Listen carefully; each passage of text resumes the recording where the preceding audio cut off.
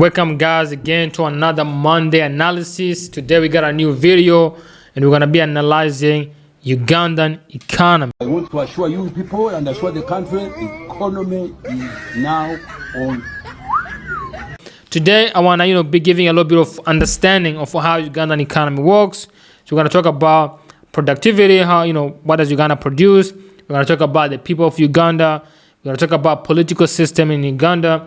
We're going to talk about ease of doing business, and we're going to finish on one of my favorite topic of where to invest, where to make money in Ugandan economy. So with no further ado, let's go.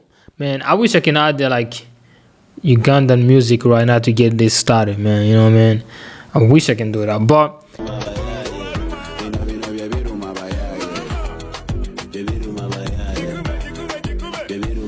anyway, so the first thing is geographical location of Uganda. Uganda is an East African countries and also a landlocked country. So it has no access to any port. They import their product to either Dar es Salaam or Mombasa. Uganda speak the language which is Luganda, and English is a national language, as well other languages from other tribes. The colonial history of Uganda is British, UK, whatever you're gonna call it, England. They colonized the Ugandans.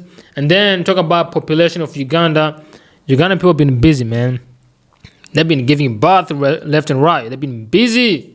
Right now the Uganda is at 46 million people. It's the fourth biggest populous country in East Africa, behind Tanzania, Kenya, and Congo. The president of Uganda is Yoweri Museveni, right? The guy's been a president probably before I was born, and he's still a president to this day.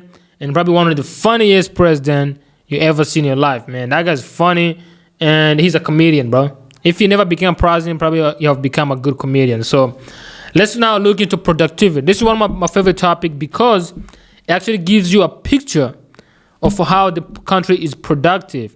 Also gives you a picture of what is the country producing, and also it gives you a picture of where there's a gap to invest. So pay attention to this as we're going to run through them. So the GDP of Uganda is pretty much very, very small GDP, right? For a country of 46 million people, they're producing about $37.5 billion every year, and they're the fourth largest GDP in East Africa, behind Congo, Tanzania, and Kenya. So the GDP per capita, which means how much money on average a Tanzanian person contribute to GDP, is about $884, and the fourth behind in the region at the same time. So the GDP is they're the fourth in East Africa per GDP, as well GDP per capita. They see the fourth behind Tanzania, Kenya, and South Sudan. So in this case, it's not Congo. Congo is the third largest GDP in East Africa, but the GDP per capita is pretty bad. So let's look at the export market. So what does Uganda produce and what does Uganda export? So Uganda has, in 2022, Uganda made about $1.99 billion exporting gold, raw material. They made about $547 million exporting coffee, raw material. They made about $92.3 million exporting cocoa bean, raw material. And they made about $59.3 million exporting raw sugar. So just from this picture, what do you see? So for now, what you see is Uganda has no industry. They don't not produce anything. In terms of processing stuff. They only exporting raw material to the world, right? As an entrepreneur, what you can look is into processing, food, or processing this cocoa bean or coffee or raw sugar into refined sugars. That can be a very good opportunity since they already have, abundance of them, but they can process it. But at the same time, you have to compare this productivity with the neighboring countries, see if you can compete price-wise, right? So let's look in import. What does Uganda import in a country? So the import, actually very, very important to look at it, because import gives you an idea of what the country is buying, which means it gives an idea of demand, but it gives an idea of what the country is buying from other countries. So as an entrepreneur, you can look into it and say, hey, my country is importing a lot of this stuff, and maybe I think I can produce this stuff in a country cheaper. So that's why you can find some opportunity to invest in a country. So the Uganda in 2022 spent about $280 million importing vaccines. Maybe this was a COVID vaccine or something, but they spent about $280 million importing vaccine. So they spend about $260 million importing medicine, you know what I mean, for their people. Also, they spend about $160 million importing trucks, and they spend about $122 million importing broadcasting equipment. So you as an entrepreneur, you can kind of see that there may be opportunity for vaccine, but at the same time, vaccine is really hard. It's really hard and expensive to produce. Maybe you may have the best way you can produce them cheaper. And also they're importing a lot of medicines. Maybe you should look into what type of medicine they're importing, and they saw if you can actually contribute to that. And also they're importing a lot of trucks. Maybe we can start looking into actually producing our own cars in Africa as well in Uganda. So they're also importing a lot of broadcasting equipment, which is electronics.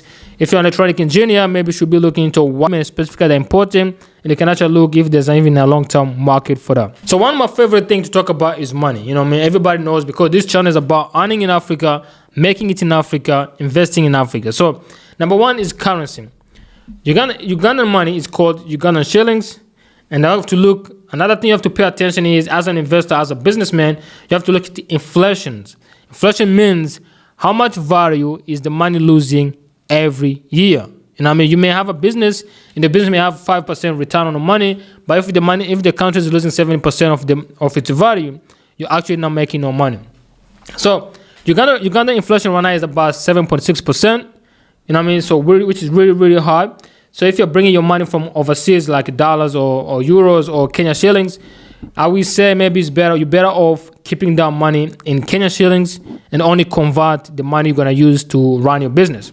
So the other thing we're going to look at is interest rate. Interest rate means how expensive is it to get access to capital. If you're running a business, you may need to actually borrow money from the banks. So you want to pay attention to how expensive it is to borrow money. So right now, the Ugandan interest rate is about 10%, pretty much one of the best, one of the highest in East Africa. So you have to compare this to Tanzania, which has about 6.5%, or compare this to Kenya, which has 9.5%, and actually can make a decision if it's actually a good idea to do business in Uganda. So that's all about the productivity. And now let's talk about the people of Uganda. People of Uganda, I heard people of Uganda actually very nice, man, and they make good food too. And how they say that women are very nice.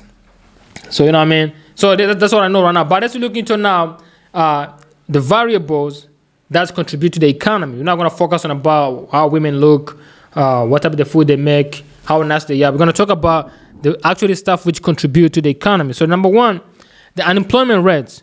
To be honest with you, when I was doing my research, it was very hard to believe that actual unemployment rate in Uganda is 2.9%. I think it's wrong. I think probably they're counting people who are working for themselves and don't make enough money, don't actually have a real job. But I don't think unemployment in Uganda is 2.9%. The cost of living in Uganda is a little bit kind of like lower compared to Kenya and Tanzania. So the house rent is about $200. The food is about $195. Transportations is about $50 a month. And you're going to spend about $25 on your energy bill or utility bill. This is a little bit not really expensive, but if you compare to the GDP per capita of $889, this is really expensive for a lot of local people, right?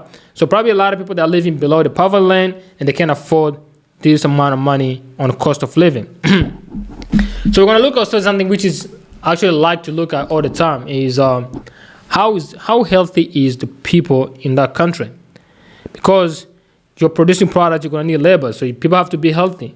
You're going to produce products, you're going to need consumers. People have to be healthy to actually consume a product. So the Uganda life expectancy is about 63 years old, which is pretty much the same as Kenya, and below Tanzania, which is 66 years old.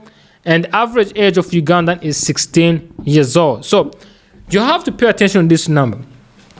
The average age of Uganda is 16 years old. In Kenya is 20 years old, and in Tanzania is 18 years old. So that means Uganda has younger populations.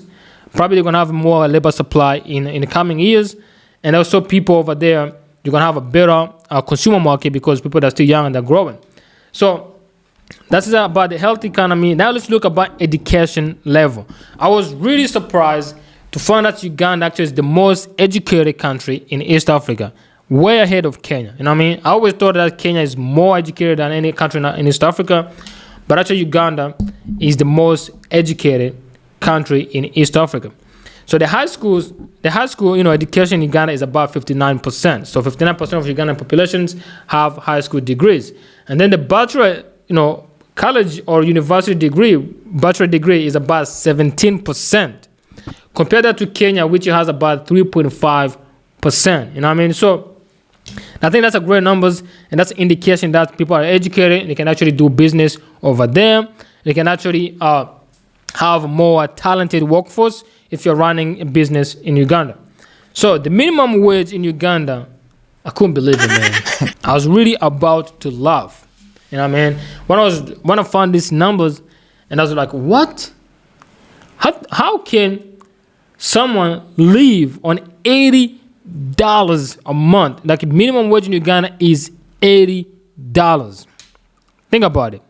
You have $80 minimum wage. Really, $80, all you can do is buy a pair of shoes and it's over. It's gone. Or, you take your friend to a dinner, it's gone. $80 is gone. You know what I mean? So, the thing we're going to look at now is political systems. Hey, listen, man. Hey, Mr. Museveni, don't kill me. You know what I mean? Don't kill me. I had Museveni be doing some crazy stuff when you talk about politics over there. But I'm going to report what is a fact. So, please, don't come after me, man. I love you, though. I like your comedy videos. I like all your stuff you be talking about on the internet. I like how you like pineapples. I like pineapple, too. So, we got something in common. So, the political system in Uganda, I will classify as a questionable democracy. So what I mean is, it's a one-man show. It's a one-man system. It's one-man state. One man been running that country for over three or four decades. I don't even know. I think it's like almost 4 decades. And also, the elections, most of the time, opposition party, they get arrested and they can actually run for office. So, Uganda conflict history, they have had a lot of wars. They have involved in other regional wars, but the most important one is NRA war with Museveni, which brought Museveni to power. Bro, Uganda actually is more corrupt than Kenya and Tanzania, bro. I thought Tanzania was the most corrupt country after I discovered that Kenya actually is not really that corrupt like I thought. But Uganda corruption index is 26 out of 100, which means 0 being the worst and 100 being the least corrupt. So Uganda only scored a quarter out of 100. But at the same time, these numbers are done by the international organizations, probably in Europe. They don't really have any idea about what is going on. And sometimes you got to ask yourself, what is the agenda behind these numbers? Why did they give Uganda the lowest score? Maybe it's not true. Maybe it's political agenda. So you got to always take any data from these international organizations with a questionable and a critical thinking. So let's just see how easy it is to go do business in Uganda. How actually easy can this be? Or do you need to carry a gun? Do you need to storm in that country and take everybody? What do you need to do a business in Uganda? I want to know. So I'm going to let you know what you need to do business in Uganda. Number one, what you don't need to meet Museveni. Museveni is busy, he's sleeping, probably somewhere eating pineapples. But let's look at this. The corporate tax in Uganda, which means the tax you pay on your company in Uganda, is 30%. You know what I mean? Which is the worst corporate tax. I think it's very bad when African countries are charging 30% on corporate tax. Because what it does is just make it harder for companies to accumulate the capital to expand their businesses and ultimately make them very, uncompetitive. They cannot be competitive in the market if you're paying 30% of your income to the government, right? So I think the corporate tax should be at 10% or 5%. And the company, and 30% should be to the foreigner companies. If you're a foreign organization coming to Uganda, you should pay 30%. But if you're a local company or East African company or African company, you should pay 10%. So number 2 is ability to enforce contract. How good is Uganda legal system? You know what I mean? How if you have a dispute with your supplier or you have a dispute with your vendor, how good can Uganda resolve the problems? You know what I mean? I've seen a lot of video of Uganda parliament, people fighting big time in the parliament, and so I know how they resolve the conflict, probably through punching and boxing, right? But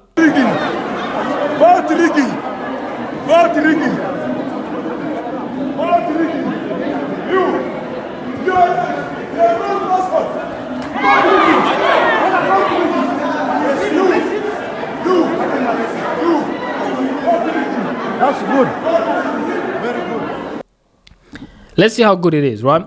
So the Uganda is the ability to enforce contract is ranked as a fairly good, which means sometimes they will do it, sometimes they're not doing it. Sometimes you can bribe them out, sometimes they may be honest. So when you do a contract with the Ugandan person, a Ugandan supplier, vendor, you always have to be really careful because that country may not be really have any power because the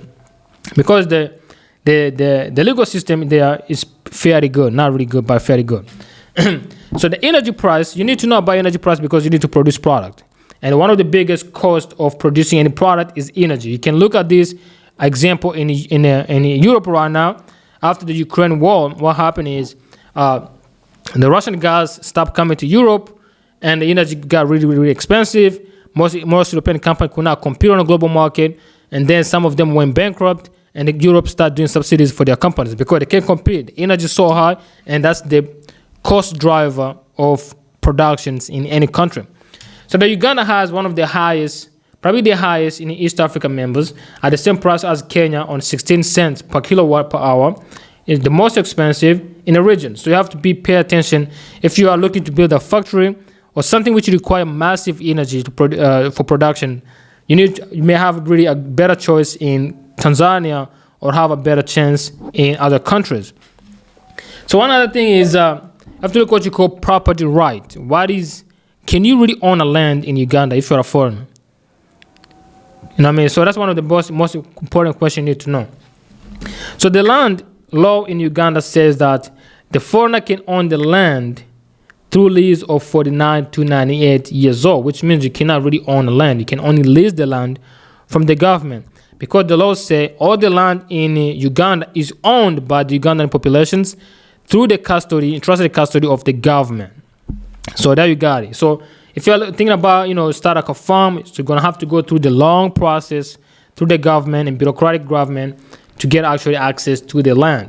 So the office space, probably one of the cheapest in the market right now, cheapest in the region, is about $6 per square meter. So pretty good, if you ask me. And in Tanzania, you got about $14 per square meter. And in Kenya, looking at about $1,800 a month for a fairly small office. So my last segment I like to close on all the time is where to invest. Where is the money in Uganda? You know what I mean? Where is the money?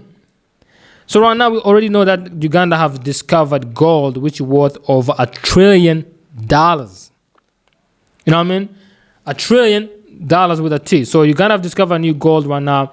And, I wonder how you can actually get in that game. How can you invest in a gold mine in Uganda? So, but I think, I couldn't find more information because this is just discovery just coming up, last year. So you may actually have to do some digging to find out how you can get involved in a gold mine. But I think that's going to be probably one of the best opportunity for entrepreneurs and businesses in Uganda. So that opportunity is in processing. As you saw, all the Uganda export product are raw materials. They're not really exporting any produced product.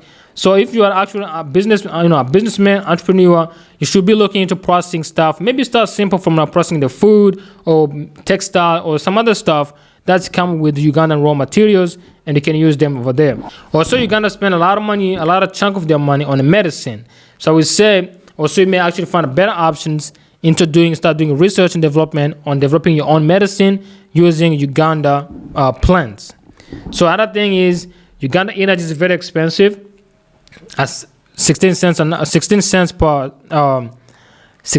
per kilowatt hour. So we think they're gonna be massive opportunity in solar power, in wind power, hydropower, and also they have actually thermal power. So you should start looking into that stuff, and I think it's very possible. If you want to learn more about investing, or you want to get some more information about investing, I'm gonna leave the link down here to my Telegram channel, and you can actually join and get some more information about investing in East Africa. So I'm gonna be wrapping up right now, guys. If you haven't subscribed this, make sure you go ahead and subscribe and put a notification bell. We upload Monday, Wednesday, and Friday. We talk about investing in Africa and as well East Africa. So we're gonna be giving a lot of game. We're gonna have some guests on the podcast, give you some more information about it, and also you can actually learn something. So make sure you subscribe, guys, and I'm out.